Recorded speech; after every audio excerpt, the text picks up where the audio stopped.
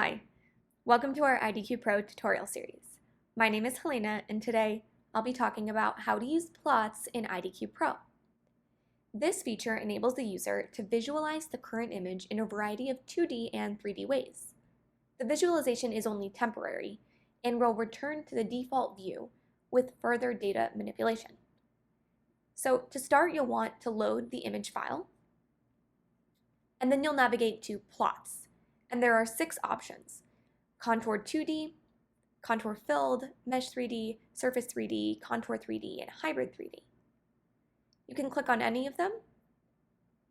Any of the contour ones will ask you to enter the number of contour levels that you would like, and then this image will generate. If you click on the 3D option, you will be able to move the image around.